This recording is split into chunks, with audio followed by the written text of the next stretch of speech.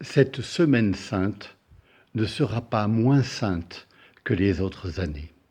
Béni soit au nom du Seigneur celui qui vient. Cette acclamation, nous allons la faire retentir bien modestement dans notre maison. Cette maison où d'habitude nous apportons le rameau béni durant la messe. Cette procession que nous allons faire sera bien courte dans le jardin ou simplement dans l'appartement. Mais c'est vrai, le Seigneur vient chez nous. L'ange Gabriel a rejoint Marie dans sa maison, une maison ordinaire. Chacun de nous est un temple de l'Esprit Saint. Chaque famille est une cellule d'Église. Voilà pourquoi, dans cette situation exceptionnelle, nous proposons une liturgie domestique. Et bien sûr, le jour où nous pourrons reprendre la liturgie de manière publique, ce jour-là, à toutes les messes, nous bénirons les rameaux que vous pourrez apporter alors dans votre lieu de confinement, ce lieu où peut-être vous avez encore plus prié que d'habitude. Béni soit au nom du Seigneur celui qui vient. D'habitude, nous le chantons ensemble en faisant une procession.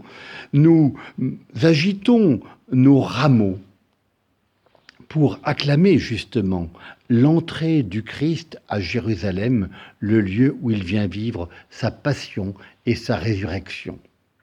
Cette année, nous ne pourrons pas le vivre ensemble. Je nous invite à vivre ces rameaux 2020, cette année, cette semaine sainte 2020, non pas sous le signe de la nostalgie, mais sous le signe de l'espérance.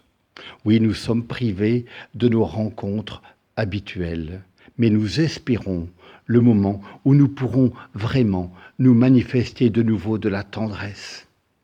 Bien sûr, nous sommes privés de nos Eucharisties, mais nous espérons le moment où nous pourrons communier ensemble et former le corps du Christ. À propos de l'espérance, je vous propose une petite parabole.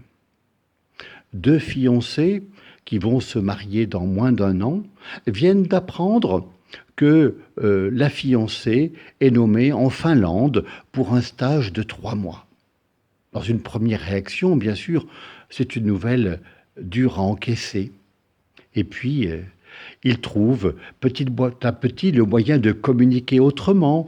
Il s'envoie beaucoup de mails, il téléphone beaucoup, il se retrouve sur Skype. Ils ont appris à communiquer autrement. Mais ce temps n'est pas un temps mort de leur amour, c'est le temps de l'espérance. Et le jour où ils vont se retrouver, leur oui sera encore plus fort.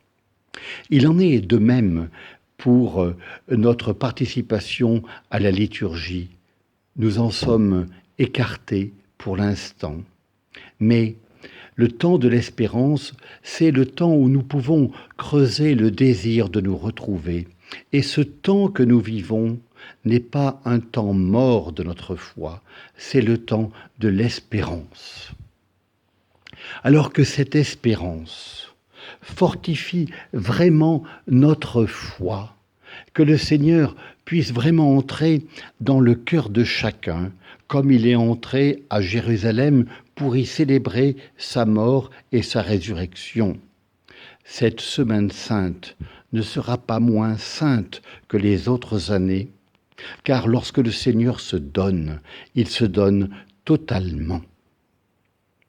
Que cette espérance soutienne et creuse notre désir des retrouvailles, le moment où nous pourrons enfin célébrer la liturgie de l'Église.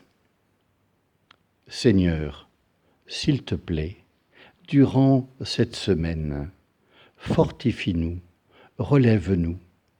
Toi qui as connu, qui as épousé la faiblesse humaine, sauve-nous. Merci.